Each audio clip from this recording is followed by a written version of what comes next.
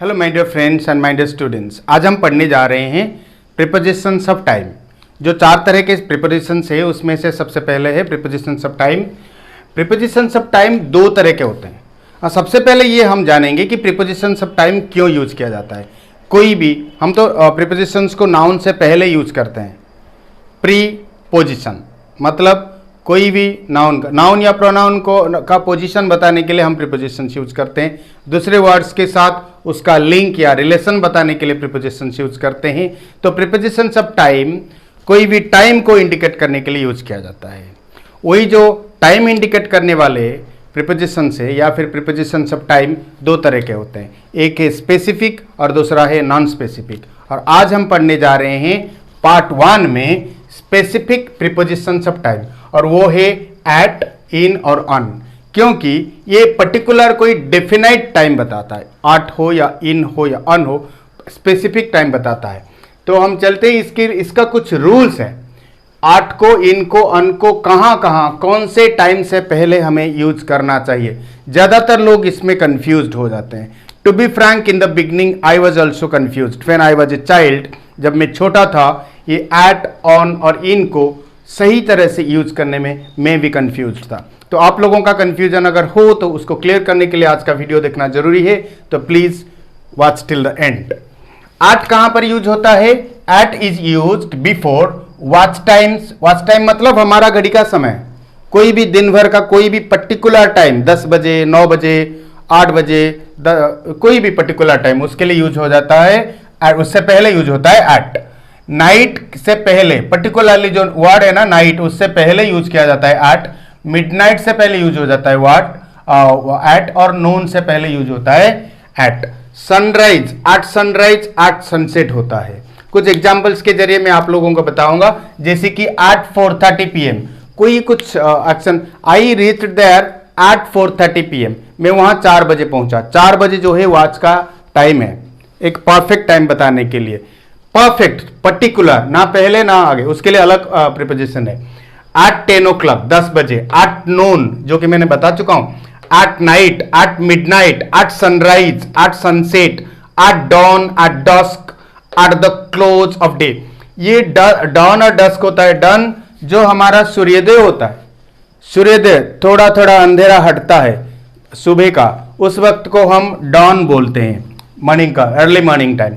Dusk जो होता है सूरज डूबते वक्त, सूरज डूबने के लिए थोड़ा जो वक्त लगता है। शाम का अंधेरा मतलब जब धीरे धीरे आता है और उजाला धीरे धीरे गायब होता है, उस वक्त को हम बोलते हैं डस्क, याद रखना। नेक्स्ट आता है इन।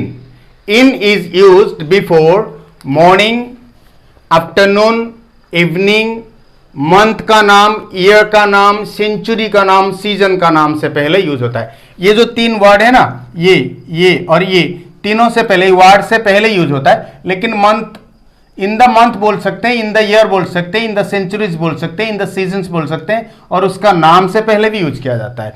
एग्जाम्पल्स के जरिए समझेंगे। In the morning, in the, हाँ एक बात यहां पर, जो मॉर्निंग, इवनिंग, आफ्टरनून है ना, उससे पहले दी लगाया जाता है। In the morning, in the afternoon, यहां पर इन द इवनिंग मैं ही बोला और मैं ही नहीं लगा। In the evening, in January month का नाम, in 2021, in the 19th century 19वां century, in the summer season का नाम, इन द 60s मतलब 1950 से 1960 तक जो डिकाड है 10 साल, उसको 60s बोला जाता है। वैसे ही 61 से 70 तक 1960 कोई भी, उसको 70s बोला जाता है। वैसे हिसाब रखना, मतलब 6th डेकाड। ये इन द 2nd वीक, दूसरे हफ्ते में।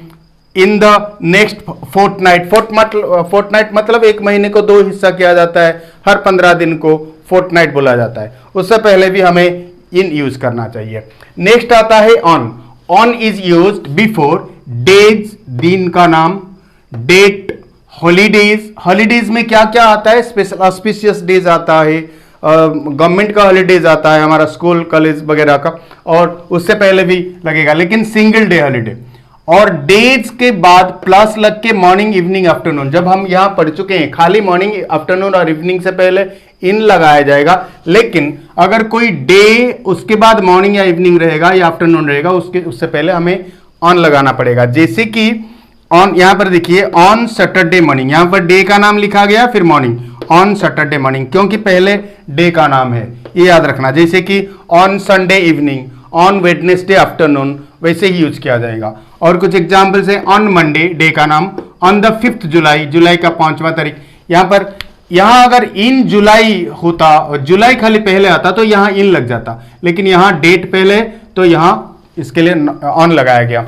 On Holi auspicious day, on the weekend, on weekends, on Sundays, एक ही नाम लिखने, एक ही डे का नाम लिखने से सिंगुलर में भी ऑन लगेगा, प्लूरल में भी ऑन लगेगा।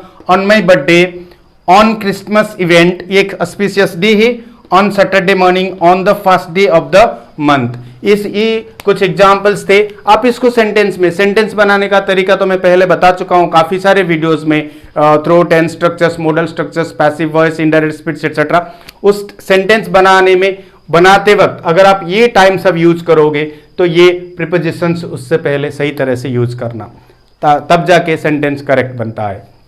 कुछ इंपोर्टेंट नोट है यहां पर, do not use these prepositions, मतलब on, at, in etcetera before, yesterday, tomorrow, last, next, मतलब last Sunday, next Monday etcetera. इससे पहले ये प्रीपोजिशंस यूज नहीं होते। ज्यादातर लोग मैंने देखा वाइल चेकिंग कॉपीज, मेरे स्टूडेंट्स के, वो इन एस्टरडे, ऑन टुमारो ऐसे लिख देते हैं। ऐसा नहीं लिखना चाहिए, ये स्ट्रिक्ट रूल है, इसको यूज नहीं करना। मेरे ख्याल से आप लोगों को आज का कंटेंट जरूर अच्छा लगा होगा। अगर अच्छा लगा है तो प्लीज लाइक बटन क्लिक कर दीजिए, ज्यादा से ज्यादा लोगों को शेयर कीजिए, क्योंकि मैं चाहता हूं कि किसी को ये कंफ्यूजन ना रहे आर्ट इन ऑन कैसे यूज किया जाता है। शायद आप लोगों का काम भी आया होगा अगर आप देखे हैं अच्छी तरह से। अगर समझ में ना आया तो फिर दोबारा उसको ऑन करके शुरू से देख लेना। अगर अभी तक आप लोगों ने चैनल को सब्सक्राइब नहीं किए हैं तो खुद कीजिए, दूसरों को भी बोलिए सब्सक्राइब करने के लिए, because you will get the notifications of all the videos I have been providing. Thank you very much for watching. God bless you. Bye bye.